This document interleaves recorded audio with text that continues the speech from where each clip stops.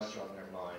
And I think that the tools that we have today are not necessarily there. I think that that's a very strong opportunity. Now, one of the things that we have been looking at for quite some time is what is the hesitation? What's keeping customers from moving from CAD system A to CAD system B? Where's the hesitation?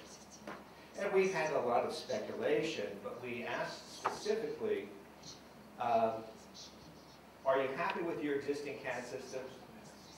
Or do you have motivation to change? So the responses that we had given them, we said, what's keeping you from changing software? And one of the options was, we're happy, we don't have any motivation to change. We had a couple of issues on cost, 2 on legacy, 2 on choice, and 2 on lock-ins. And the actual selections were, it would take too much time or money for retraining staff, or too much time or money to validate existing projects. For legacy issues, we have too much legacy data, or we have too much legacy customization. For choice, our customers dictate which systems we use, or our supply chain dictates which software we use. And lock-ins were the lock-in for a long life cycle project, or contractual lock-ins. And we've color-coded those, and you can see that 71% said we've got no motivation to move. We're happy customers. Many of those, however, said if we were not happy, we still have reasons that would prevent us from moving. But the corollary to this is that 29% wanted to change, but were prevented from changing because of some of these issues. And that, to me, is an appallingly high number of unsatisfied customers.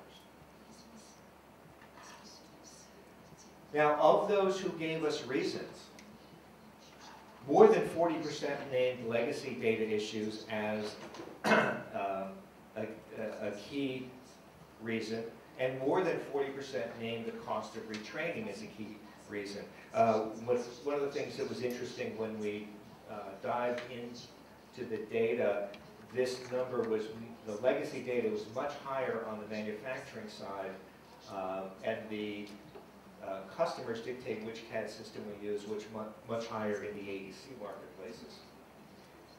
But if we look just at the manufacturing sectors and look at the issue of retraining, the sectors for automotive, building components for AEC, consumer goods, and consumer packaged goods had a lower percentage of those that were raising retraining as an issue.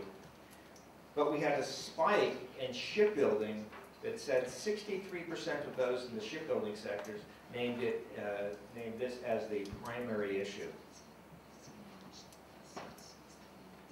Correspondingly, legacy data was very critical to most of the industry sectors in manufacturing, but somewhat less so for automotive, consumer goods, electronics and high-tech, and medical devices. And that's not that surprising, as those all have shorter life cycle product lives. Which leads us to the study of software transitions.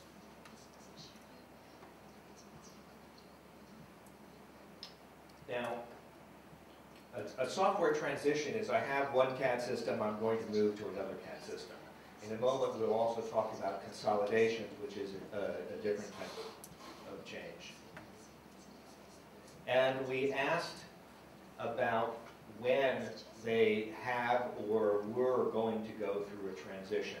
And briefly, the colors here are gray is for those few firms that have never switched or were not considering switching. The red